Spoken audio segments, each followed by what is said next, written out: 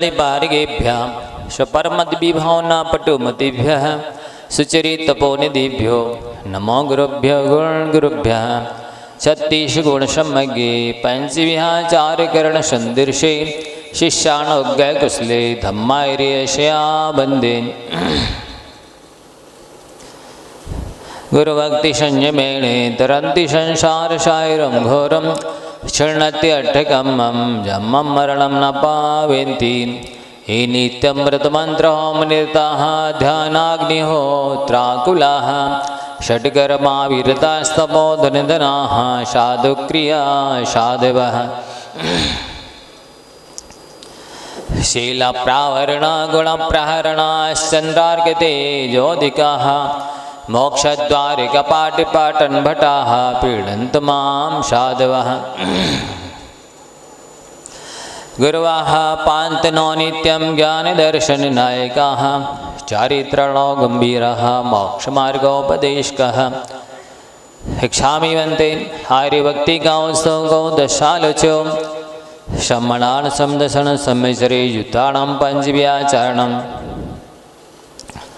हरियाणं हैरादेशनानवदेशाणं वैजयणं तिरेण गुणपालरेणं सबसवणं स्याडिस्कालं मञ्चेमि पूजयमि वन्दामि नमस्कामि दुःखकोकमखो वैलव सुगैगमनं समाहि मरणं निर्गुणसम्पत्ति हो मज्जं मंगलाचरण।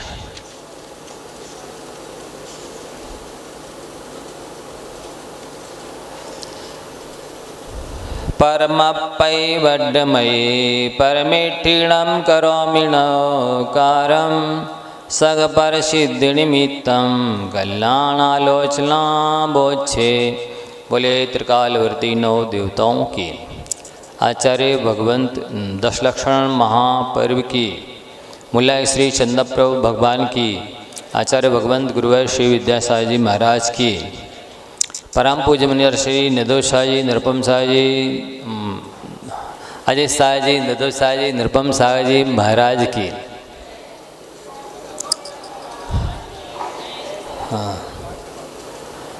कारिकाएँ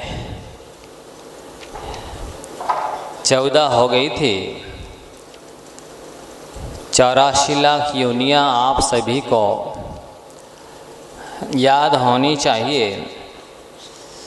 कौन कौन सी हैं जिनमें हम लोगों ने जन्म और मरण किए।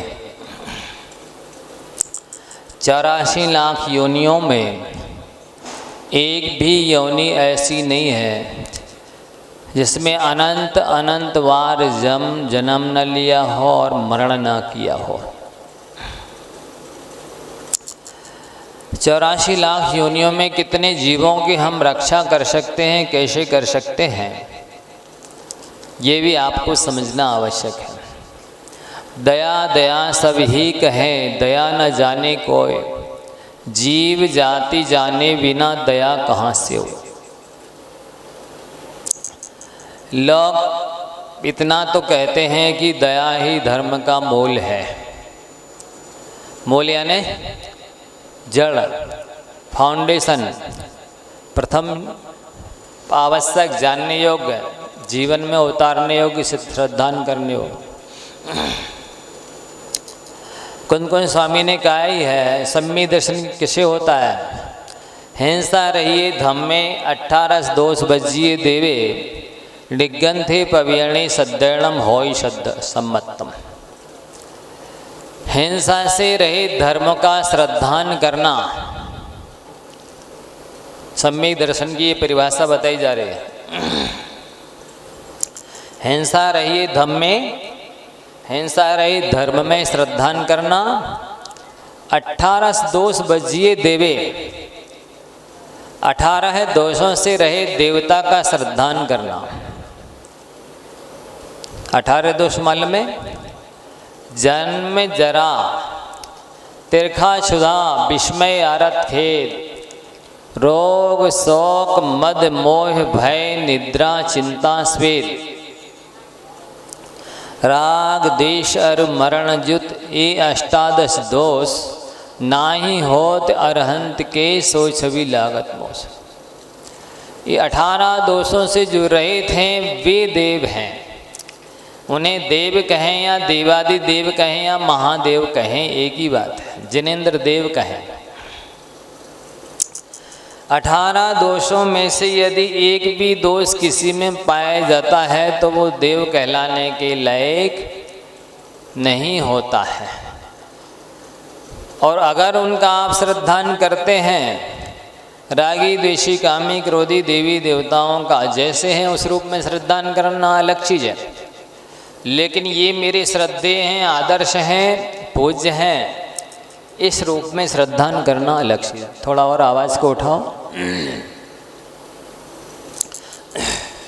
तो आपको ये कहा जा रहा है कि अहिंसा धर्म का श्रद्धान करना है। अब आप अहिंसा को जानते ही नहीं हैं, किसे अहिंसा कहते हैं, किस तरह से उसका श्रद्धान करना है, तब आपको सम्यक दर्शन कैसे होगा। हिंसा रही धम्म का है, अहिंसा रही मैंने हिंसा रही धर्म में अहिंसा धर्म का श्रद्धान करना है कि अहिंसा ही धर्म है। इसका जीवन में श्रद्धान करना, पालन करने से ही मुक्ति होने वाली है, अन्यथा नहीं। 18 दोषों से जो रहित हैं उनका श्रद्धान करना, उनके कहे मार्ग पर चलना, उससे ही हमारा कल्याण होने वाला है। और निग्रंथ पावयाणे, निर्ग्रंथ प्रवचन का श्रद्धान करना। आप समझते हैं प्रवचन किसे कहते हैं? निर्ग्रंथ प्रवचन, प्रवचन माने जिनवाणी भी होता है। 16 कारण भावनाओं में आप लोगों ने नहीं पढ़ा? प्रवचन भक्ति, बहुश्रुत भक्ति, तो वहाँ पर जिनवाणी अर्थ है प्रवचन भक्ति में। यहाँ निर्ग्रंथ प्रवचन में लेना है गुरु, निर्ग्रंथ गुरु का श्रद्धान करना।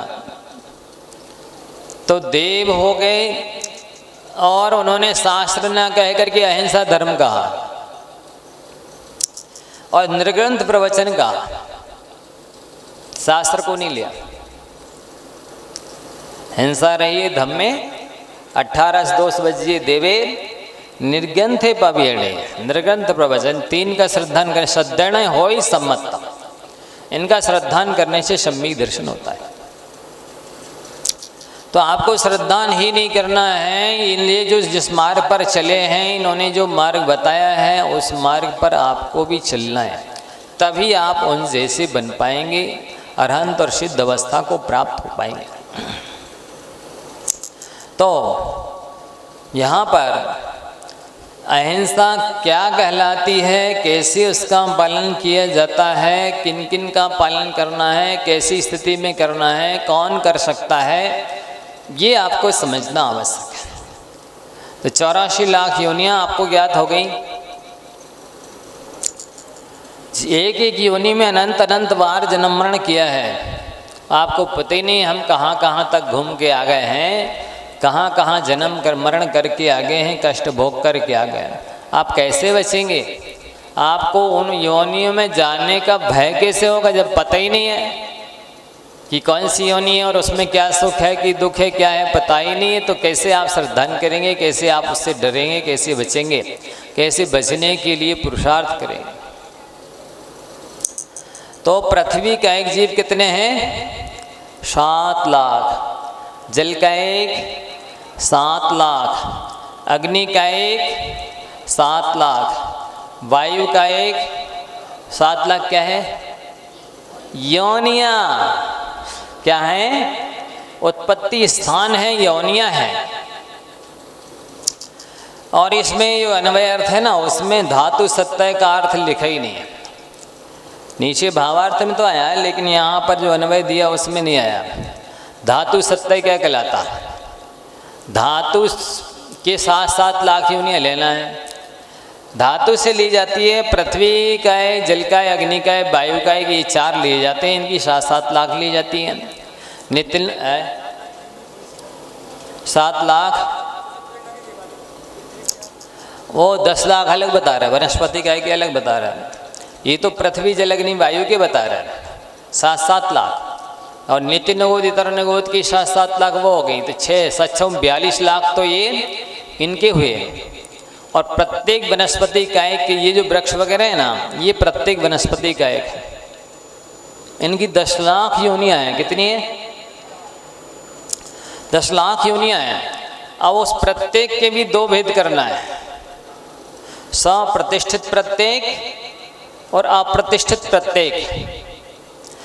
ये जो नित्यनगोद तरनगोद है उनको आप खाते नहीं हैं, ये खाने में नहीं आते। नित्यनगोद तरनगोद वनस्पति खाने में नहीं आते।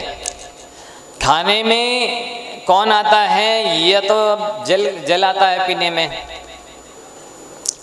या फिर प्रत्येक वनस्पति में के 2 भेद करेंगे, एक सप्रतिष्ठित प्रत्येक जिसे आप जमीकंद कहते हैं, गणंत कहते हैं, और एक अप्रतिष्ठित प्रत्येक जो लौकी गिलकी इत्यादि सब्जी फल जो त्यागीवर्ती साधु संत भी लेते हैं, वे अप्रतिष्ठित प्रत्येक वनस्पति कहलाती है। वो खाने मतलब अप्रतिष्ठित प्रत्येक वनस्पति का मतलब है कि एक वनस्पति या एक का एक ही जीव होता है, एक शरीर का एक मालिक होता है। और एक शरीर के जो अनेक मालिक होते हैं उन्हें क्या कहते हैं? निगोदिया। क्या बोलते हैं? निगोदिया बोलते हैं। शरीर एक है, एक ही साथ जन्म लेते हैं वे, एक ही साथ श्वासोच्छ्वास लेते हैं, एक ही साथ आहार ग्रहण करते हैं, एक ही साथ मरण को प्राप्त हो जाते हैं। कितने अनंत जीव, अनंत जीवों का एक साथ जन्म, एक साथ श्वासोच्छ्वास, एक साथ आहार, एक साथ मरण हो जाता है? हाँ, बता रहे हैं। पृथ्वी जल अग्नि वायु के तो साथ साथ आप समझ गए, नित्यनगोद तरनगोद के समझ गए, ये 6 हो गए, 742 लाख। अब जो प्रत्येक वनस्पति है उसमें से अप्रतिष्ठित प्रत्येक तो एक ही शरीर का एक स्वामी होता है। जैसे आप अपने शरीर के आप ही स्वामी हैं अकेले। और सप्रतिष्ठित प्रत्येक कहें या साधारण वनस्पति कहें, वो जमीकंद है, गणंत है, ये पत्ता है, पत्ता गोभी है, ये क्या बोलते हैं, पालक की भाजी, मेथी की भाजी, धनिया की भाजी, ये साधारण वनस्पति है, सप्रतिष्ठित प्रत्येक वनस्पति है। इसके एक के आश्रित अनंत जीव रहते हैं, इसलिए इनको नहीं खाना चाहिए। आप कितनी धो लें, प्राकृत पानी से धो लें, वो जीव मर जाएंगे, अलग तो हो नहीं सकते, आप उनकी रक्षा नहीं कर सकते। और ये आलू वगैरह तो उन्हें अनंत जीवों का शरीर ही है। मूली है, गाजर है, अदरक है, ये जो भी जमीकंद हैं, ये तो अनंत काय हैं, साधारण वनस्पति है, सप्रतिष्ठित प्रत्येक हैं। कुछ भी कहें, साधारण कहें, सप्रतिष्ठित कहें, अनंत काय कहें, जमीकंद कहें, गणंत कहें, तो ये अभक्ष है। तो हाँ, वो तो उसमें आ गया प्रतिष्ठित प्रत्येक वनस्पति में। मूली सप्रतिष्ठित प्रत्येक वनस्पति है, साधारण वनस्पति है, अवक्ष है। तो ये आपको समझना है, यदि आप अनंत जीवों की हिंसा से बचना चाहते हैं, अनंत जीवों की हिंसा से होने वाले पाप बंध से बचना चाहते हैं, उस पाप बंध से मिलने वाली दुर्गति से, अनंत भवों को आप नहीं बढ़ाना चाहते हैं, आप दुखों से बचना चाहते हैं, तो आप ही को इनको समझना होगा। और ये आंखों से दिखने वाली चीज़ें नहीं है। आप उठाएं, मूली उठाएं और कहें इसमें देखे कहाँ है जीव, तो दिख ही नहीं रहे। जहाँ पर आपकी इंद्रियां काम नहीं करती हैं, मन काम नहीं करता है, वहाँ पर भगवान के वचनों में विश्वास करना चाहिए। प्रत्यक्ष ज्ञानियों ने बताया है ये साधारण वनस्पति है, इसके आश्रित अनंत जीव रहते हैं, आपको श्रद्धान करना है और त्याग करना है। नहीं देखेंगे, माइक्रोस्कोप से भी नहीं देखेंगे, वो जीव इतने सूक्ष्म होते हैं कि जो भी यंत्र उपलब्ध हैं उनसे नहीं देखा जा सकता।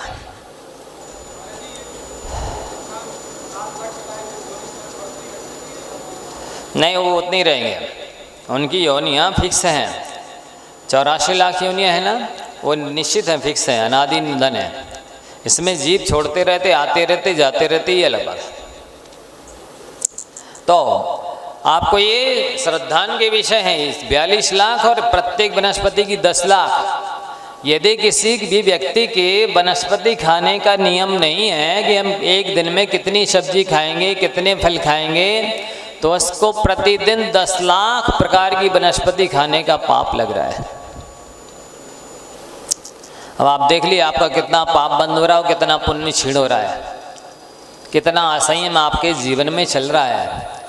और आप नहीं खाएंगे तो चल सकता है। आपको स्वाधीन होना है, आपको संयमी बनना है, अपनी रचना पर कंट्रोल करना है, मन को समझाना है। मन नपुंसक है, उस नपुंसक से पुरुष हार जाते हैं। वो कहता है नहीं इसमें ही आनंद आ रहा है। ऐसा कुछ नहीं है। जो लोग अप्रतिष्ठित प्रत्येक वनस्पति खाते हैं उनका भी पेट भरता है, स्वास्थ्य अच्छा रहता है, ज़्यादा अच्छा रहता है। इसलिए आप सबको इन सब से बचना ही चाहिए, अन्यथा नंबर तो सबका आना है एक दिन। आज आप उन्हें खा लो, कल वे पंचेंद्रिय बनेंगे, मनुष्य बनेंगे, आप एक इंद्रिय और साधारण वनस्पति बनेंगे, वे आपको खाएंगे। जब पानी ज़्यादा होता है तो मछलियाँ कीड़ों को खाती हैं, और जब पानी कम हो जाता है तो कीड़े मछलियों को खाते हैं। नंबर तो सबका आता है, परिस्थिति तो सबके साथ बनने वाली है। ये नीचे गच्छत तपरिच दशा चक्र नेमी करेणे, ये जो कर्म चक्र की जो ध्वरा होती है ना, उसके जो अरे होते हैं, कभी ऊपर होते हैं, कभी बाजू में, कभी नीचे, कभी इस साइड, फिर कभी ऊपर, फिर बाजू, इस तरह ये चलता ही रहता। तो आप ये ना समझें आपको परमानेंट शाश्वत मिल गई ये मनुष्य पर्याय, तो आप जो चाहो सो मनमानी हिटलर शाही कर लो, ऐसा नहीं है। तो नियम करना ही चाहिए कि एक दिन में कितनी खाएंगे। नहीं करते हैं तो 10 लाख प्रकार का पाप बंद हो रहा है, पुण्य क्षीण हो रहा है, और आपकी दशा आगे चल करके क्या होगी प्रत्यक्ष ज्ञानी बता देंगे। 10 लाख, फिर 2 इंद्रिय की 2 लाख, 3 इंद्रिय की 4 इंद्रिय की 2-2 लाख, 152, 6, 58, और 4 लाख पंचेंद्रिय पशुओं की योनियां हैं। इस तरह से कितने 62 लाख योनियां पशुओं की, और 4 लाख नारकियों की 66, 4 लाख देवों की 70, और 14 लाख मनुष्यों की 84 लाख योनियां हैं। बोलिए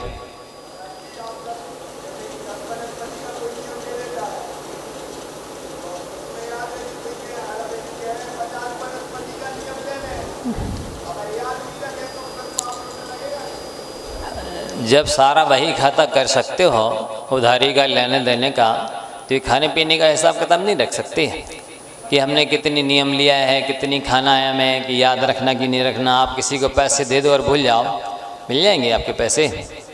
उधारी दे दो, हाँ मिल जाएगी। जब दुनियादारी का सारा लेखा जोखा हिसाब किताब रख सकते हैं तो आत्म कल्याण के लिए इसको भी रख सकते हैं, रखना ही चाहिए।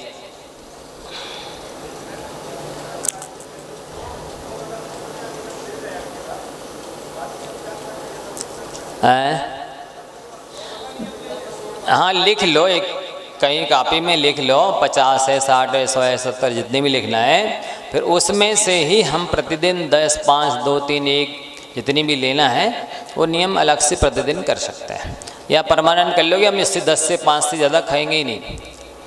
फिर ध्यान तो रखने पड़ेगा, कर्मंड से बचना है, संयम को पालना है, तो ये तो करना पड़ेगा, लिखना होगा, रोज़ करना होगा नियम, या फिर निश्चित जीवन भर का कर लो, करना चाहिए। हाँ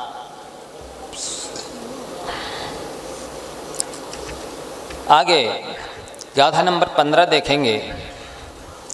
ए दे शब्बे जीवा 84 लख जोणी वैसी पत्ता, जे जे विराहिया खलो मिच्छा में दुक्कड़म हुज। ए दे सब्बे जीवा 84 लख जोणी वैसी पत्ता, जे जे विराहिया खलो मिच्छा में दुक्कड़म हुज। पढ़िए।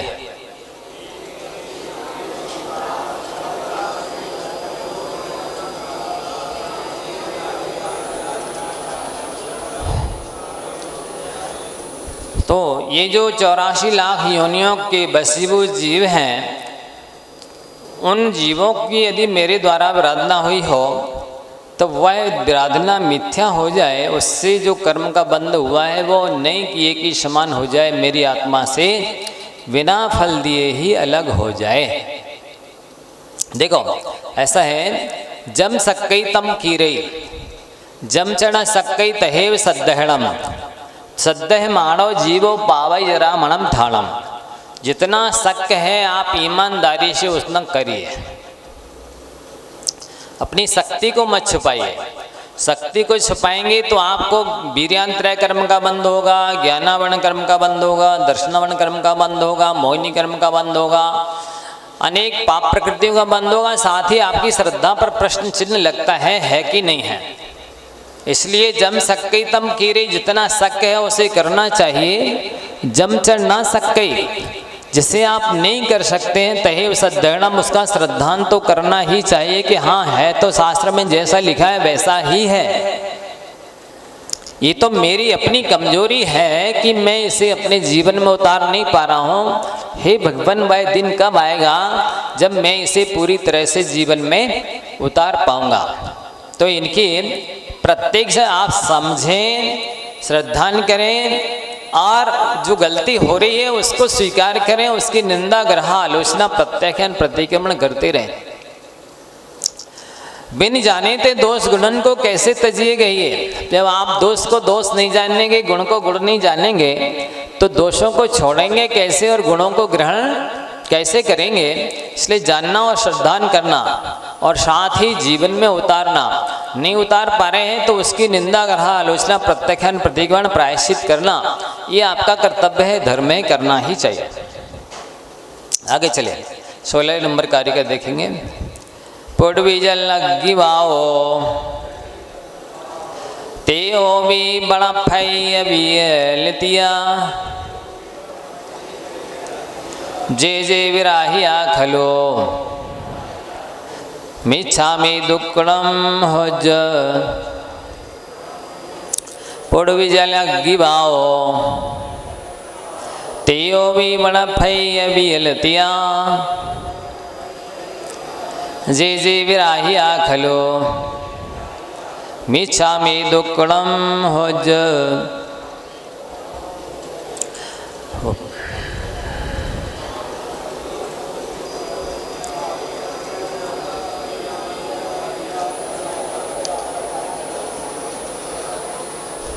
अब देखिए यहाँ पर कह रहे हैं पुडवी यानी पृथ्वी, जल यानी जल का एक, अग्नि यानी अग्नि का एक, वाओ यानी वायु का एक, तेओ यानी तेयु जल अग्नि का एक, और वनस्पति यानी वनस्पति का एक, और वियलतिया यानी दो इंद्रिय तीन इंद्रिय चार इंद्रिय विकलत्र है। जे जे विराहिया खलो मिच्छामि दुक्कड़म होजो। वस्तुतः आप एक बात ध्यान से सुन लीजिए, पुस्तक तो आपके पास है ही, होमवर्क कर सकते हैं, पहले से पढ़ के आ सकते हैं या जाके पढ़ सकते हैं। यहाँ क्या कहा जा रहा है आपको ध्यान से सुनना है। जब तक कि आप इन अवस्थाओं को नहीं समझेंगे और इन अवस्थाओं में कितने कष्ट हैं और इन अवस्थाओं में प्राप्त होने वाले कष्टों को मैंने अनंत बार प्राप्त किया है और इन अवस्था में रहने वाले जीवों को मैं कितने हिस्से में कितने अंशों में बचा सकता हूँ, यहाँ पर कैसे कैसे इन जीवों को कष्ट है नहीं समझेंगे तब तक आप नहीं बचा पाएंगे। पृथ्वी का एक जीवों को आपको समझना है। एक मसूर के दाने बराबर जो पृथ्वी है उसमें भी असंख्यात जीव हो सकते हैं। अब आपने मिट्टी ली और आप शौच इत्यादि के बाद में मान लो मटियाने हाथ साफ करने के लिए ले लिया, तो उसमें कितने जीवों की विराधना आपने कर दिया है, ये समझना है आपको। अथवा आप घूमते फिरते हैं, वाहन चलाते हैं, वाहन पर बैठते हैं, तो उसमें भी वाहन के द्वारा पृथ्वी का एक जीवों की हिंसा होती है। अथवा आप अनावश्यक आवश्यक बनाए चाहे अनावश्यक मकान बनाते हैं, दुकान बनाते हैं, मिल कारखाने इत्यादि बनाते हैं, इन सब में पृथ्वी का एक जीवों की हिंसा होती है। भगवान ने सबके हित का उपदेश दिया है। आप कहेंगे उपदेश सबके हित का कैसे हो सकता है? जिनके पास आंखें ही नहीं है, कान ही नहीं है, मन ही नहीं है, उनके हित का उपदेश भगवान ने कैसे दिया है? तो अपन सबके पास मन है, कान है, बुद्धि है, तो अपने लिए उपदेश दिया है कि इन जीवों को बचाओ, इनकी रक्षा करो, तो इनका भी हित हो जाएगा। तो आपके लिए कर्तव्य है कि जितना आवश्यक है उतना ही मकान, दुकान, मॉल इत्यादि जो बनाते कारखाने, वो उतना बना, उससे ज़्यादा नहीं बनाए। कुछ लोग तो ऐसे भी हैं कि वे क्या करते हैं, अरे ये पुराने ज़माने का हो गया है मकान, 50 साल पहले बना था, अब इसको गिराओ, अब नई डिजाइन में, नई स्टाइल में, फैसिलिटी युक्त अब बनाएंगे। बताइए 10, 5, 20 साल की ज़िंदगी के लिए आप कितना आराम परिग्रह करेंगे, कितना समय लगाएंगे, कितना श्रम लगाएंगे, कितना आरोग्य ध्यान करेंगे, कितना संयम होगा, कितना पाप का बंद होगा, ये विचार करना चाहिए। लोग पैसा है अब क्या करें इसका, अरे पैसा है तो परोपकार करो, दान दो। बहुत धन बुरा हो भला कहिए, लीन परोपकार में। धन बुरा है, इसे परोपकार में लगाओ तो भला है ये, तो वो नहीं लगाते हैं लोग। ये अविवेक है, ये उनके अज्ञान है, असंयम है, अश्रद्धान है, जिसकी पनिशमेंट सज़ा उनको लंबी बाद में, यहाँ तो कोई जेल है ही नहीं, कोई सज़ा देने वाला भी नहीं है, ठिकाने की सज़ा तो नरकोई में मिलेगी, तब ध्यान आएगा उनको, अभी अक्ल ठिकाने नहीं आएगी। तो हम चाहते कि उनको ये सज़ा ना मिले, इसलिए उन्हें ये विवेक रखना चाहिए। है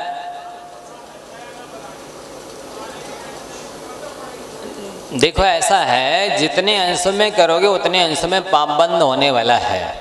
ज़्यादा करोगे ज़्यादा होगा, कम करोगे कम होगा, बिल्कुल नहीं करोगे तो बिल्कुल नहीं होगा। नहीं समझे? देखो जब ये तक आता है, ये छत्रचूड़ामणि ग्रंथ पढ़िए आप, जीवनधर स्वामी ने शौक बस मनोरंजन के लिए एक हंस के बच्चे को पाल लिया, बहुत अच्छे से उसको खिलाया पिलाया, कष्ट नहीं दिया, लेकिन उन्होंने स्थान भ्रष्ट कर दिया, माता पिता से छुड़ा दिया, साथ ही बंधन में रख लिया। इसका फल क्या हुआ? तद्भव मोक्षगामी चरम शरीरी थे, उस समय उनका भी माता पिता से वियोग हुआ। एक स्थान भ्रष्ट हुए, राज छुड़ा लिया मंत्री काष्ठांगार ने। तीसरा, उनको भी बंधन में डाला गया। वो तो उन्होंने नमोकार मंत्र सुनाया था कुत्ते को, तो उस कुत्ते के जीव ने स्वर्ग से आकर कई बार उनका उपकार किया, कई बार अभिषेक किया, कई बार प्रशंसा की, सेवा की, सहयोग किया, मंत्र दिया, कामरूप विद्या दी और जार उतारने के मंत्र दिया, 3 मंत्र दिए, बहुत सहयोग किया उसने।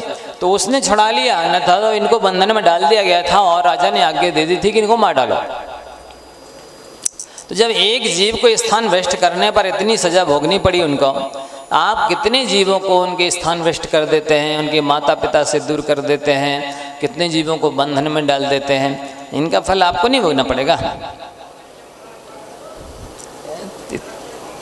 जितना संभव हो जाए माइक ले लो, इधर आ जाओ ज़्यादा पूछना है तो कहने का मतलब ये है कि आपको समझ लें, गृहस्थी में जितना कम से कम हो सके उतना आपको करना चाहिए, आपका कर्तव्य फर्ज है। अन्यथा कहते द्विधिकादि गुणानांतो, यदि आपकी पाप की क्वांटिटी और क्वालिटी ज़्यादा है और पुण्य की कम है तो पाप पुण्य को पछाड़ देगा, आपको पाप का फल भोगना ही होगा। और यदि पुण्य ज़्यादा है पाप कम है तो फिर आपका पाप नष्ट हो जाएगा, पुण्य का फल मिलेगा। महाराज जी नमस्तु। भाव नहीं है, भाव प्रधान अपना धर्म है, अपन भाव तो नहीं है हमारा हिंसा करने का। और मकान जैसे चीन हो गया, गिरने वाला है तो नया बनाते हैं, हाँ, तो उसमें दोष लगेगा? बिल्कुल लगेगा। बिना भाव के तो कुछ होता ही नहीं है। आपके भाव कहाँ चले गए? बिना भाव के कुछ भी होता नहीं है। भाव तो रहते हैं, ये मजबूरी परिस्थिति होती है, बनाना आवश्यक है तो ग्रस्त बनाता है तो उसका दोष भी लगता है। ऐसा थोड़ी है कि आपकी मजबूरी है, आपका भाव नहीं है इसलिए आपको कर्मबंध हो गई नहीं। जितना विवेक से करेंगे, अत्याचार से करें, कम से कम करेंगे, मजबूरी में करेंगे उतना कम बंद होगा। कर्मबंध तो होगा ही, चाहे जीर्ण शीर्ण हो गया था इसलिए आपको करना पड़ा, और चाहे नया स्टाइल में बनाना था इसलिए आपने किया, कुछ भी हो, असंयम तो होगा उसमें और कर्मबंध तो होगा। ये सब नहीं होता तो साधु संत कोई काहे को बनता, क्यों घर छोड़ता, क्यों मकान दुकान छोड़ते हैं। महाराज जी ये तो अज्ञान दशा में जैसे बना लिए हैं या बनाते हैं, तो उस स्थिति में क्या होगा? उसका प्रायश्चित होता है। उसके लिए भी आपको प्रायश्चित, तप, त्याग, दान इत्यादि करना चाहिए। अज्ञान में जो हो गया है उसका अज्ञान जन्म भी बंद होता है। तीव्र मंद ज्ञाता ज्ञात भावाधिकरण वीर विशेष व्यस्तद विशेषा, छठे अध्याय आज ही है ना, छठवा। हाँ, तो ये तत्व सूत्र की व्याख्या में आने वाला है। तीव्र भाव, मंद भाव, ज्ञात भाव इत्यादि जो भाव होते हैं उससे भी कर्मंद होता है। वो सभी भावों से आपको बचना है। हम क्या कह रहे हैं कि आपको पृथ्वी का एक जीवों की रक्षा करनी है। निष्प्रयोजन यहाँ घूमना नहीं है, निष्प्रयोजन में काम नहीं करना, प्रयोजनवश भी करना पड़ रहा है तो उसमें भी मन नहीं लगाना है। अकेले काय से काम चल जाए तो आप काय का प्रयोग कर लीजिए, तो वचन और मन संबंधी कर्मबंध नहीं होगा। अकेले काय से नहीं काम चल रहा तो काय और वचन को लगा दीजिए तो मन संबंधी कर्मबंध नहीं होगा।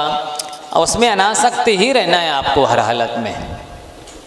महाराज जी नमस्ते। महाराज जी, महाराज जी जैसे अपन को जो जायदाद मिलती है अपने बुजुर्ग आदमों से या पिताजी से या बुजुर्ग आदमों से जो जायदाद मिलती है उसका भी पाप बनने लगता है। क्यों नहीं होगा? वो तो जो भी आप जिस चीज़ पर कर्तृत्व भोक्तृत्व स्वामित्व तो जमाएंगे कर्मंत तो होने वाला ही है। किसी भी स्थिति में बंध से तो बचने वाले हैं नहीं।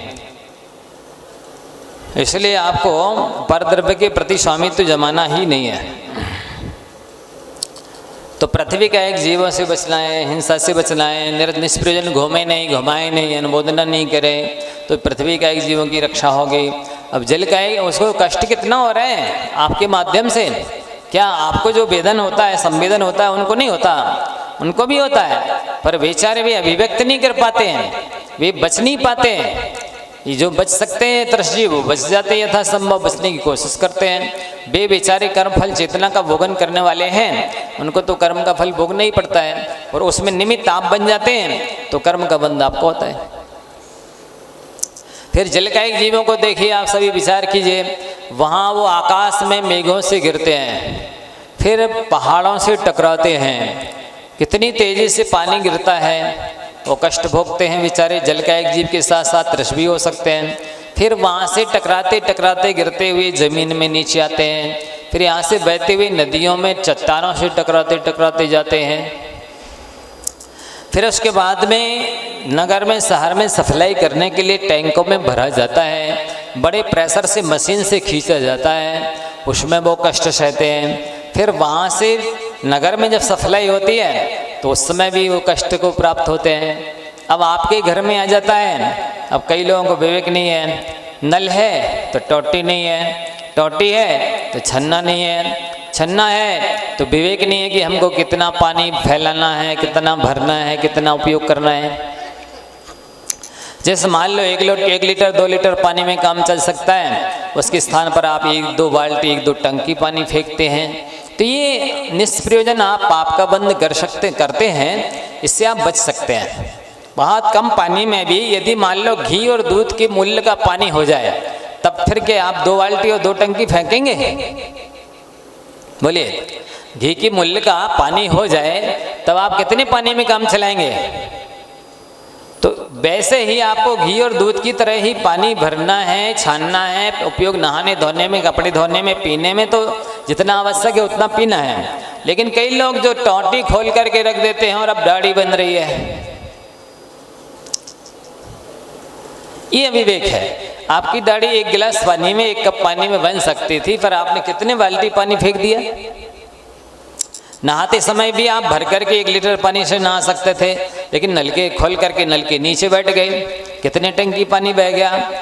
ये अविवेक है, ये अत्याचार है, ये पाप है, ये असंयम है।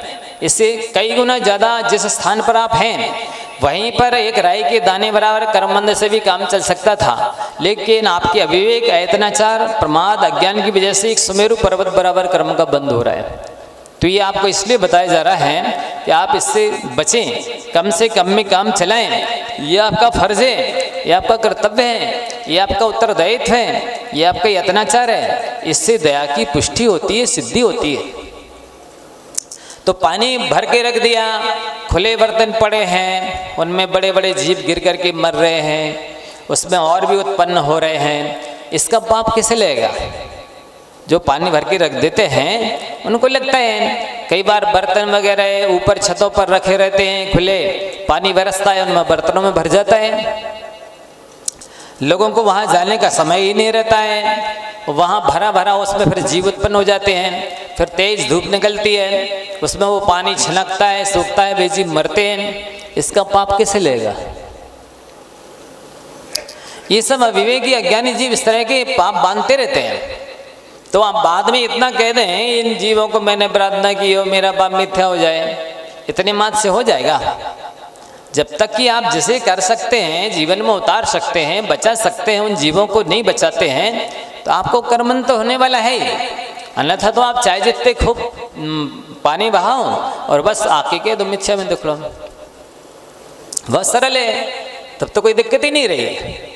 अब ये पूर्णा चरणान योग का इतना विस्तार से व्याख्यान करने की आवश्यकता ही नहीं थी। इतनी लिख देते हैं कि बस आप जो भी आयतनाचार करो सो आके मिच्छा में दुक्कड़म कह दिया करो, मेरा किया हुआ पाप मिथ्या हो जाए, बस फुर्सत धुल गया पाप। आप चाहे जाके फिर से जाओ, खूब बहाओ पानी, कल फिर आगे कह देना मिच्छा में दुक्कड़म। तो ऐसे काम नहीं चलने वाला। आप बचा सकते हैं, आपको घी और दूध की तरह पानी प्रयोग करके नहाना चाहिए, कपड़े धोने चाहिए। अरे नहीं, बर्तन वाली बाई लगी है, कपड़े वाली बाई लगी है, झाड़ू पोंछा वाली बाई लगी है, गाड़ी धोने वाला लगा है, कितने टंकी पानी उसने फेंक दिया। सेठ जी किसको लगेगा ये पाप बंद? उसी को लगेगा? नहीं, ये आपको लगेगा। आप अपने हाथ से कपड़े धोते, बर्तन मांजते, झाड़ू पोंछा, धुलाई इत्यादि करते तो एक बाल्टी में काम होने वाला था, जो एक टंकी क्या 2, 4, 10 टंकी भी बह गया पानी। तो ये आपको यत्नाचार रखना चाहिए, स्वयं अपने हाथ से करना चाहिए, अन्यथा ये धन्ना सेठी महंगी तो पड़ने वाली है ही। पक्का बात है। आप बड़े आदमी हैं ना, अभी 10, 5 साल 20 साल के लिए खूब लगा लो, नौकर चाकर चाहिए जितने, हर काम के लिए लगा लो जितने लगा सकते हो, लेकिन उसके द्वारा होने वाले जो हिंसा है उसके फल भोगने के लिए आप तैयार रहना। ये आपकी पराधीनता भी है, ये असंयम भी है, ये बंधन भी है, इसमें संकलेश भी कितना हो रहा है। कई बार मन का काम नहीं होता है, समय पे काम नहीं होता है, साथ ही उसमें कई गुने ज़्यादा निर्मा साबुन लग जाते हैं। कई बार वो नहीं आते हैं तो कितना संकलेश होता है, कितना उसको माने डांटना पड़ता है, मारना पड़ता है, क्या क्या कहना पड़ता है। इन सबसे कर्मंद होता है। ये पराधीन सपने सुख नहीं, पराधीन जीव को सपने में भी सुख नहीं मिलता है। जो व्यक्ति स्वाधीन होता है वही स्वतंत्र होता है, वही सुखी होता है। इसलिए आप सबका कर्तव्य है इन जीवों की रक्षा करें। धर्मो रक्षति रक्षिता, जो धर्म की रक्षा करता है धर्म उसकी रक्षा करता है। दया का उल्टा याद होता है। आप दया करेंगे दूसरा आपको भी याद करेगा। आप जीवों की दया नहीं करेंगे, आप समझ लीजिए पुण्य ही रक्षा करने वाला है, दूसरा कोई भी नहीं। पुण्य ही सुखी करने वाला है, दूसरा कोई भी नहीं। पुण्य ही अच्छा मैनेजर है, मैनेजमेंट करने वाला है, गार्जियन है, गुरु है, पिता है, हितैषी है, शुभचिंतक है, उपकारी है, उससे बढ़कर दूसरा कोई नहीं। आप दूसरी नश्वर चीज़ों के पीछे पड़े हैं और अविनश्वर जो पद प्राप्त होने वाला है इस नश्वर पर्याय से, उसकी ओर आपका ध्यान नहीं है। इसलिए आज के बाद से जैसा आगम में छन्ना बताया है कि जिसमें मोटे सूत का हो, सूरज की किरणें ना दिखें, उससे डबल करके पानी छान करके आपको उपयोग करना है। ये आपका कर्तव्य है, दायित्व है, फर्ज है। और इसको यदि आप नहीं पालते हैं मत पालिए। जब सजा मिलेगी अपने आप समझ में आ जाएगी किसका फल है। इसी तरह से अग्नि का एक जीव है, आप कूल्हा चूल्हा है, गैस है, स्टोव है, सिगड़ी इत्यादि जलाते हैं, असंख्याति स्थावर जीव मरते हैं। अब आज के ज़माने में जो लाइट से चलने वाले जितने भी इंस्ट्रूमेंट्स उपकरण हैं, कारखाने हैं, मशीनें हैं, सब लाइट के द्वारा चल रही हैं। आपको पता है जहाँ पर लाइट बनती है कितने जीवों की हिंसा होती है। जिस नदी में, तालाब में, जहाँ पर भी समुद्र में नदी ये बिजली बनती है, थोड़ा जाकर देखिए। बड़ी बड़ी मछलियाँ वो जो मशीनें लगी होती हैं उसमें कट जाती हैं, पिस जाती हैं। और छोटे असंख्यात तरस जीवों की और स्थावर जीवों की तो गिनती नहीं है। आपको इधर देखा, स्विच ऑन कर दिया, पता ही नहीं चला कहाँ हिंसा हो रही है, कहाँ जीवों की कौन मर रहा है। अरे भाई, आप कहीं से चल करके आए हैं, धूप में से चल करके आए हैं, तो अंधेरे में आएंगे तो 2-5 मिनट कमरे के अंदर प्रवेश करेंगे तो अंधेरा सा लगेगा।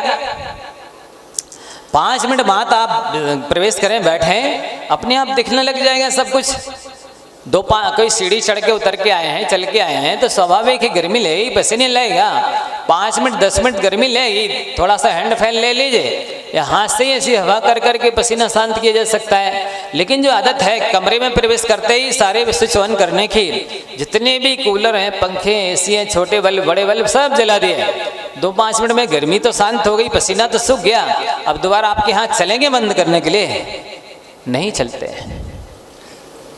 ये असंयम है, ये अज्ञान है, ये विवेक है। इस पाप से आप बच सकते हैं, लेकिन नहीं बचना चाहते हैं। क्षणिक सुख के लिए आप बहुत लंबे समय के लिए दुखी होने की तैयारी कर रहे हैं। ये बहुत महंगा पड़ने वाला है। इसलिए आपको अग्नि से चलने वाले जितने भी कारखाने हैं, मशीनें हैं, चाहे वॉशिंग मशीन हो, चाहे कोई भी स्टोव, कोई मिक्सी हो, कोई भी हो, ये सब अग्नि से चलते हैं। और इनमें अग्निकायक जीवों के साथ साथ सारे षटकाय के जीवों की हिंसा होती है। आप सभी को बचना चाहिए। ये आजकल इस कलियुग में सारी मशीनें चलने लग गई हैं और लोगों का शरीर ने काम करना बंद कर दिया है। आप जितनी ज़्यादा सुविधा भोगी बनेंगे उतनी ज़्यादा दुविधा में पड़ेंगे। आपकी इंद्रियां, आपका मन, आपका शरीर, ये सब निष्क्रिय होते चले जा रहे हैं। पहले के ज़माने में लोग कपड़े धोते थे अपने हाथ से, उससे मेहनत हो जाती थी, कूटते पीसते थे, पानी को ऐसे खींच करके सिर पर रख के लाते थे, उससे सारे शरीर की एक्सरसाइज हो जाती थी, शरीर मजबूत रहता था, पसीना बह जाता था, हार्ट मजबूत रहता था, पीसते थे अपने हाथ से, तो इससे वो सारे पानी है, आटा है, मंत्रित हो जाते थे। भजन गाते हुए सब महिलाएं पहले ये सब पानी खींचती थी, पीसा कोटी करती थी, तो वो भोजन औषधि बन जाता था, मंत्रित हो जाता था, स्वास्थ्य वर्धक बन जाता था। आज सारी चीज़ें आप मशीनों से करते हैं, उसका जो तत्व है, विटामिन है, शरीर को स्वास्थ्य और पुष्टि देने वाले तत्व, ये सब जल जाते हैं मशीनों से, मिक्सी इत्यादि से। तो ये सांस के लिए भी हानिकारक हो रहे हैं और आपके शरीर भी निष्क्रिय हो रहे हैं। क्योंकि जैसे गाड़ी रखी रहती है तो उसमें जंग लग जाती है, खराब हो जाती है, उसको चलाना आवश्यक है। इसी प्रकार ये शरीर भी एक प्रकार का इंजन है। इसको आप चलाएंगे नहीं, एक स्थान पर सोफा पर, झूला पर बिठा देंगे और बस जब भी नाश्ता, दोपहरी भोजन इत्यादि, शाम का टाइम हुआ, उस खाने का टाइम हुआ और खाते चले जाएंगे, तो ये शरीर तो जाम हो जाने वाला है। इसमें आंतों में जो फंस जाएगा अन्न और वो पचेगा नहीं, तो ये बीमारी तो है ही। और इन बीमारियों को कोई ठीक करने वाला नहीं है। ऐसे ऐसे हजारों मेडिकल खुल जाएं और अच्छी से अच्छी मशीनें आ जाएं, वो आपको स्वस्थ करने में सक्षम नहीं है। क्योंकि आपकी जितनी मेहनत है उतना खाइए और खाने के बाद में मेहनत कीजिए तो पचेगा। जो व्यक्ति नवंबर दिसंबर के महीने में अर्थात अगन पूस के महीने में पसीना बहा सकता है मेहनत करके, वही स्वस्थ रहने का अधिकारी है। जो लोग एसी में रहते हैं वे स्वस्थ रहने के अधिकारी है ही नहीं। उनको नेचुरल हवा प्रकाश लगता नहीं है। इनके शरीर तो मोम के हो रहे हैं, उनमें कोई दम नहीं बची है। ना उनको फ्रेश एयर मिलती है स्वास्थ्य वर्धक, और ना ही विटामिन डी इत्यादि धूप से मिलने वाली है वो मिलती है। तो शरीर तो ये बिल्कुल उनके निष्क्रिय और बीमारी के घर हो रहे हैं। इसलिए आप अपने स्वास्थ्य को भी बचा सकते हैं और इन जीवों की रक्षा भी कर सकते हैं। जल है, अग्नि है, तो आज से आप ध्यान रखें, या तो देखने जाएं जहाँ पर बिजली बनती है कि कितने जीवों की हिंसा हो रही है, या फिर आप श्रद्धान करके, विश्वास करके इस बिजली के जितने भी उपकरण हैं उनको चलाने से बचें। क्योंकि इसमें जो वहाँ पर हिंसा हुई है, इसका उपयोग करने वाले के मत्थे ही वो हिंसा मरने वाली है। उसका फल उसी को भोगना है जो इस लाइट का प्रयोग करने वाला है। करो कराओ चाहे अनुमोदना करो, फल तो बराबर मिलने वाला है। कई लोग मान लो पंखे का परहेज करेंगे, क्यों भैया इसमें हिंसा हो रही, अब ठंडी है लाइट जला दो, इसमें हिंसा नहीं हो रही।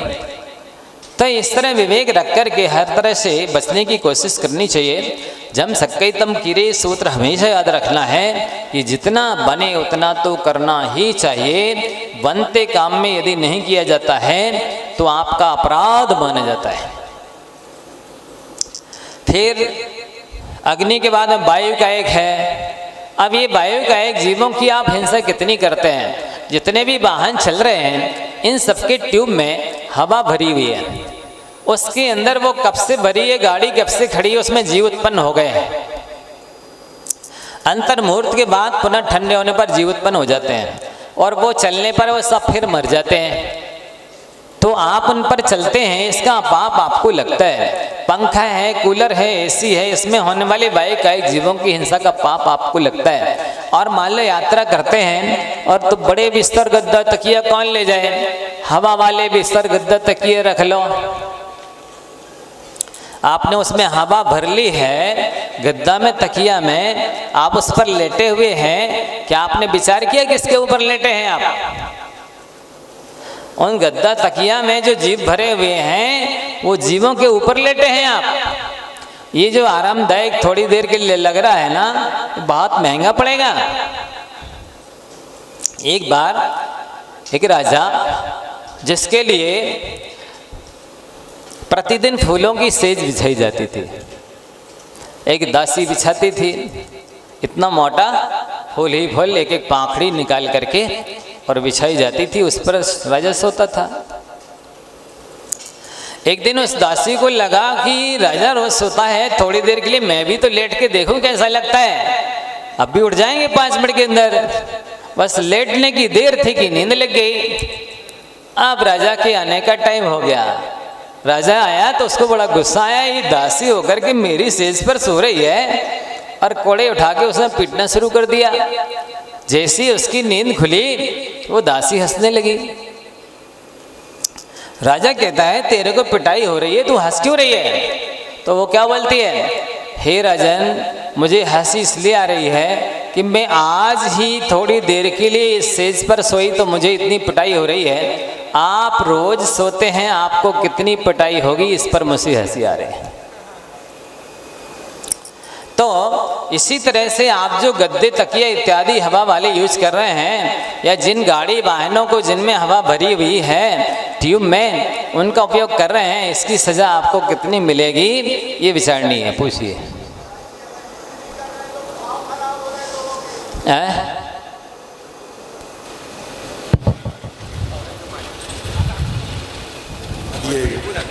अरे तो होते तक सुना ही तो नमस्ते महाराज जी। महाराज जी अगर हम लोग यूज नहीं कर रहे, जैसे कोई अगर गर्मी में बैठ रहा हो तो उसको आंतरिक वेदना हो रही, शारीरिक हो रही, साथ में अब यही सोच रहे कि अब ऐसा हो जाता तो कोई चला दे तो, और नहीं हुए तो हो रही कि जब धूप चली जाती कि कछु अच्छो हो जाता, तो ठंडक आ जाती। तो मतलब ये जो परिणाम हो रहा है उससे कर्मबंध किस हिसाब से हो रहा है? कर्मबंध तो हो गई। आप इष्ट वियोग का करें या अनिष्ट संयोग का करें, आर्त ध्यान से रौद्र ध्यान से कर्मबंध तो होने वाला है ही। आप समता रखेंगे तो कर्मों की नजरा होगी। समता नहीं रख सकते, नहीं रह रहे यथा सम जगह। अभी बोला ना, जम सक्कई तम कीरे, जितना संभव है उतना आपको करना है। जो नहीं कर पा रहे हैं उसकी निंदा ग्रह आलोचना प्रत्याख्यान प्रतिगण प्रायश्चित करना है। तो परिणाम जो संभालने हैं तो समता ही से संभलेंगे। बिल्कुल, समता ही सबसे श्रेष्ठ है मोक्ष मार्ग में कर्मों की निर्जरा का साधन। नमोस्तु महाराज। नमोस्तु महाराज जी। एक परिवार में 6 लोग रहते हैं और सब लोग जैसे अब जैसे लोग लगे रहते हैं नौकर चाकर, तो महाराज जी उनका दोष सबको लगेगा, सामूहिक लगेगा कि उपयोग तो आप सभी लोग कर रहे हैं उसमें? जितने लोग प्रयोग करेंगे सबको लगेगा। जो सामूहिक हिंसा का दोष लगेगा पंखा चल, हाँ बिल्कुल नमोस्तु सबको लगेगा। जो उपयोग कर रहे हैं, उपयोग नहीं भी कर रहे हैं, मजा अंदर में आनंद मान रहे हैं, उनको भी मिलने वाला लगने वाला है। उपयोग करें चाहे नहीं। तो ये वायुकायिक जीवों की हिंसा से आप चाहें तो यथासंभव बच सकते हैं, बचना भी चाहिए। फिर वनस्पति काय के बारे में बता दिया कि ये जो वनस्पति है, पृथ्वी का एक तो संख्यात असंख्यात होते हैं, जल का एक संख्यात असंख्यात होते हैं, अग्नि का एक संख्या का असंख्यात होते हैं, वायु का एक संख्यात असंख्यात होते हैं, लेकिन वनस्पति का एक जीव अनंतानंत होते हैं। एक बात, और दूसरी बात ये भी आप ध्यान में रख लें, ये आवाज़ क्यों खींच रहा है, जोर क्यों लग रहा है, इतनी जोर लगाना पड़ रहा है। तो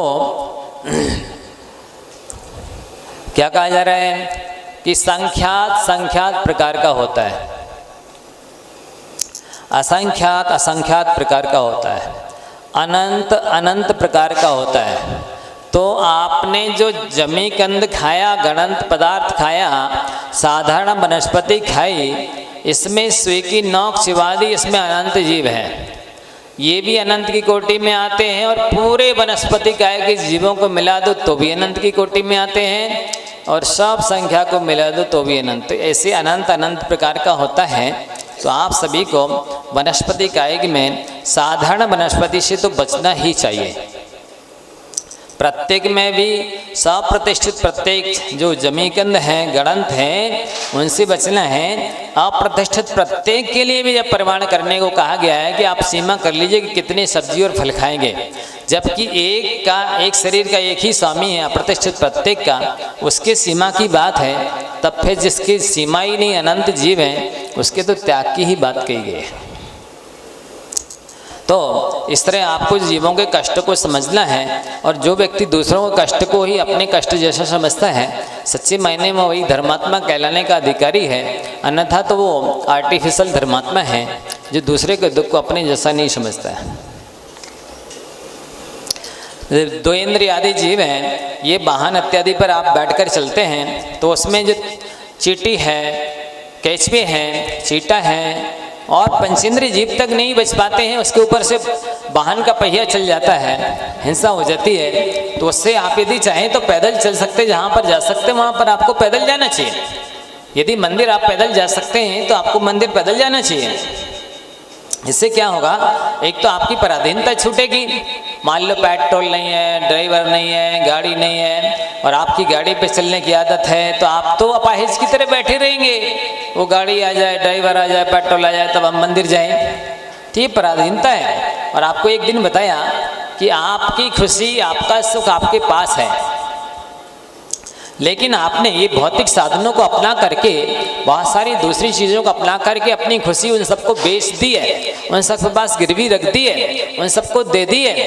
इसलिए आप पराधीन दुखी हो गए हैं। जब वो चीज़ मिल जाती है तो आप थोड़ी देर के लिए सुखी हो जाते हैं, खुशी हो जाती है, अन्यथा दुखी ही बने रहते हैं। तो जितनी चीज़ों के बिना चल सकता है, आपको उन पदार्थों का गुलाम नहीं होना चाहिए। उनकी पराधीनता आपको स्वीकार नहीं करनी चाहिए, उनके बिना भी काम चलाना चाहिए। यही सुखी होने का राज है। जी नमस्ते।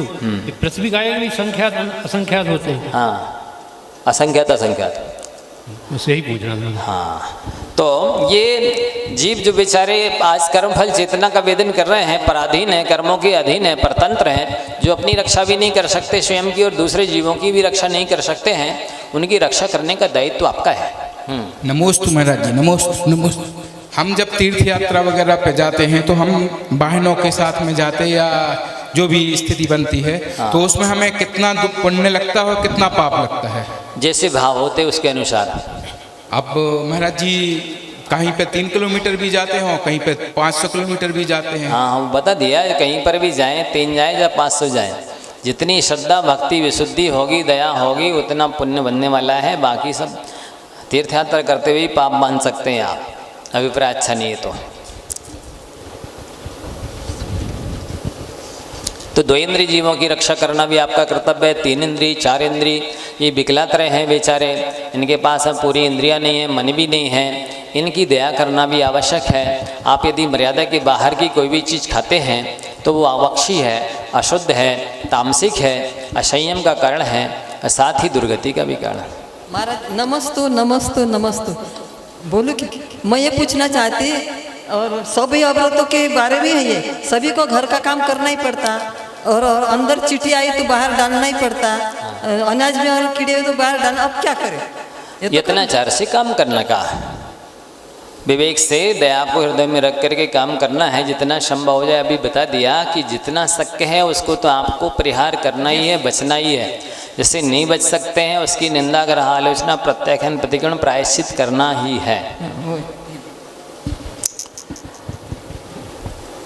तो इस तरह ये बेचारे जो असहाय जीव हैं, इनकी रक्षा करना अपना परम कर्तव्य होता है, फर्ज होता है। साथ ही इनकी रक्षा हम करते हैं। दूसरी बात ये है कि हम बहुत स्वतंत्र हो जाते हैं, स्वाधीन हो जाते हैं, पर और इसमें हमें तत्काल में भी सुख शांति मिलती है। और पराधीनता में हमको लगता अवश्य है कि हम सुखी हैं, हमारा करने वाला कोई है, हमें अपने हाथ से नहीं करना पड़ता, लेकिन उसमें संक्लेश बहुत होता है।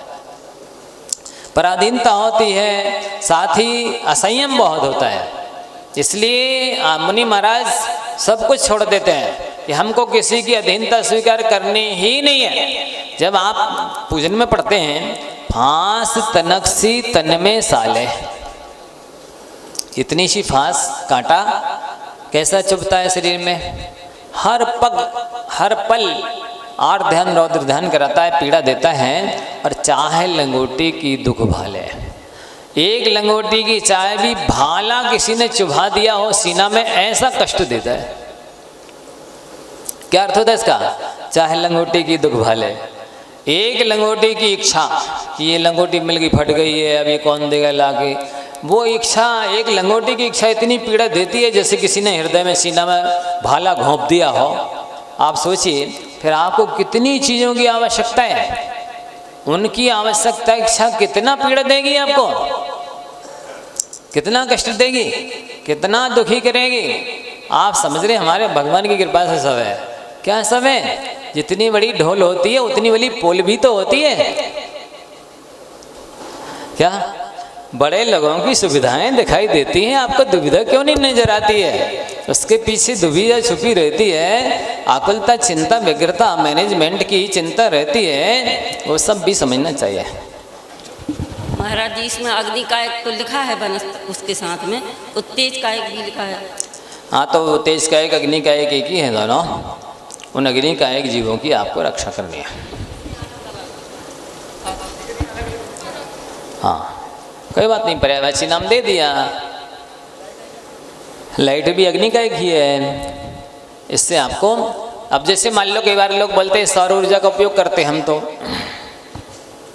सौर ऊर्जा का उपयोग करने वालों को जो लाइट बनने में हिंसा होती है उससे तो बच जाएंगे, लेकिन लाइट का उपयोग करते समय जो हिंसा होगी उससे नहीं बच पाएंगे।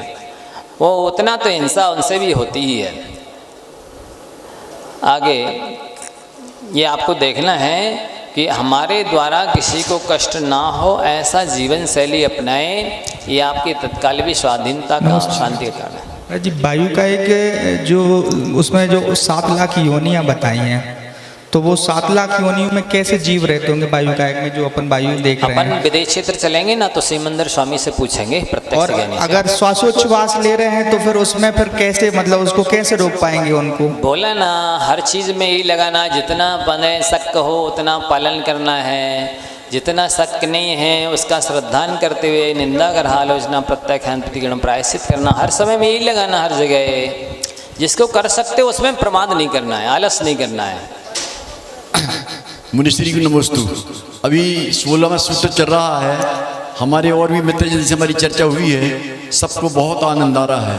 आपकी जो व्याख्या है, जो पहले कभी समझी नहीं थी, जो आज सूक्ष्मता से समझ में आ रही है कि एक इंद्रिय से 5 इंद्रिय जीव की रक्षा कैसे करनी चाहिए, और खासकर एक इंद्रिय, 2 इंद्रिय, 3 इंद्रिय की रक्षा, जल का एक, वायु का एक, अग्नि का एक जीव की कैसे रक्षा करनी चाहिए।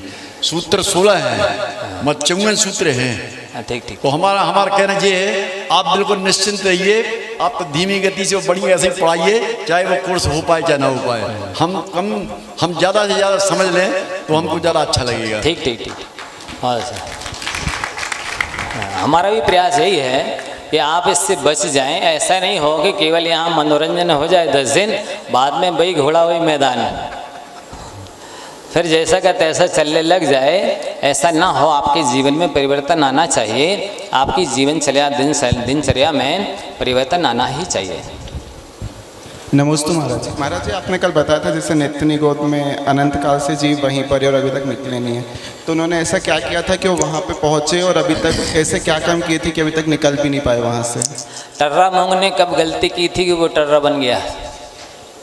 आपके प्रश्न, हमारा प्रश्न का उत्तर दे दीजिए, आपके प्रश्न का हम दे देंगे। उसने कौन सी गलती की थी, कब गलती की थी जिससे वो टर्रा मोंग बन गया? और आप पूरे समुद्र का पानी डाल दीजिए और पूरे सारे जंगलों को जला दीजिए तो भी वो सीजेगा नहीं। क्यों नहीं सीजेगा?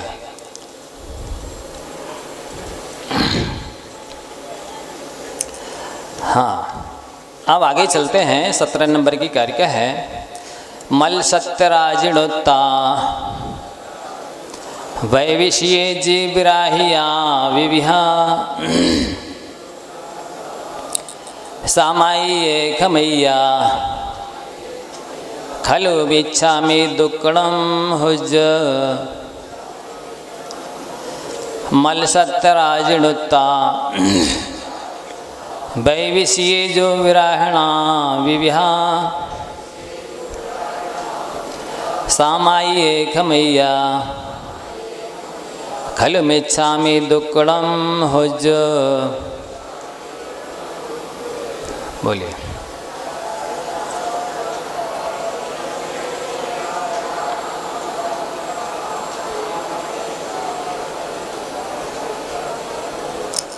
अब जो व्रती बनते हैं वस्तुतः केवल हमें 2 प्रतिमा दे दीजिए या अणुव्रती बना दीजिए या हमने ये प्रतिमा ले ली, संकल्प ले लिया है, इतनी मात्र से संयम लब्धि स्थान नहीं बढ़ते हैं, ना ही विशुद्धि स्थान बढ़ते हैं जब तक कि आप उसमें लगने वाले दोषों से नहीं बचते हैं। हम आपसे पूछना चाहते हैं, आपने बिल्डिंग बनाई लेकिन जब तक उस बिल्डिंग की फिनिशिंग ना हो, केवल आपने ढांचा खड़ा कर दिया, दीवारें खड़ी कर दी और ऐसे खाली खांचे छोड़ दिए खिड़की झरोखे के लिए, छत ऐसे खाली बना दी, क्या ऐसी बिल्डिंग में आप रहेंगे? नहीं रहेंगे ना।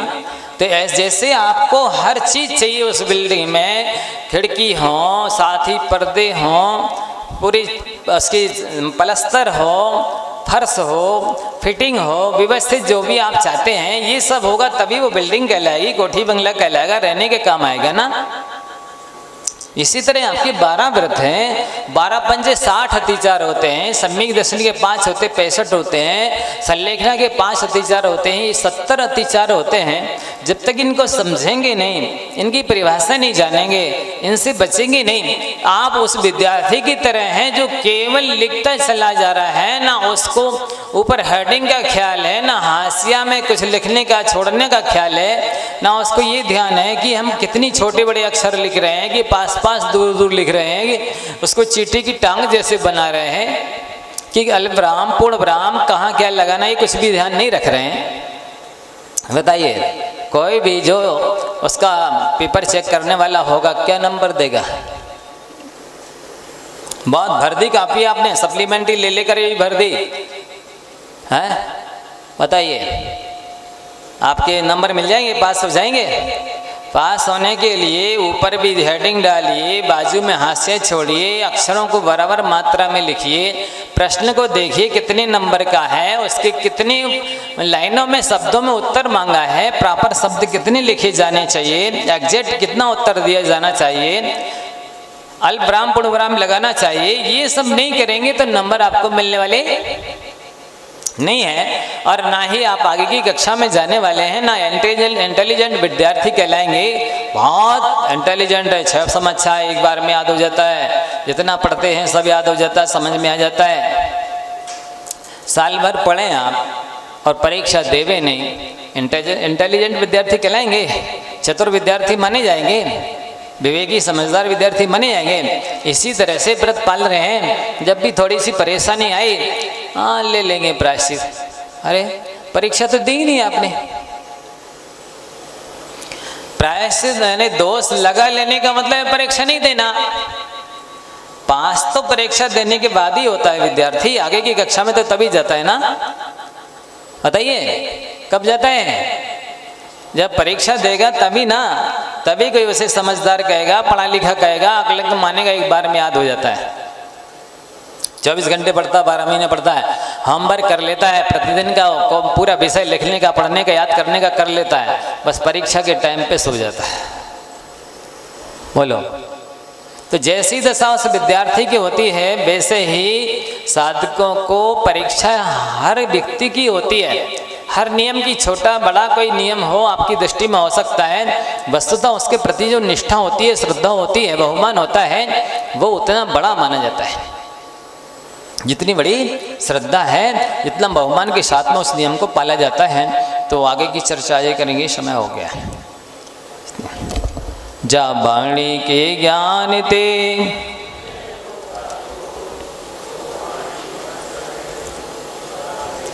है जिन वाणी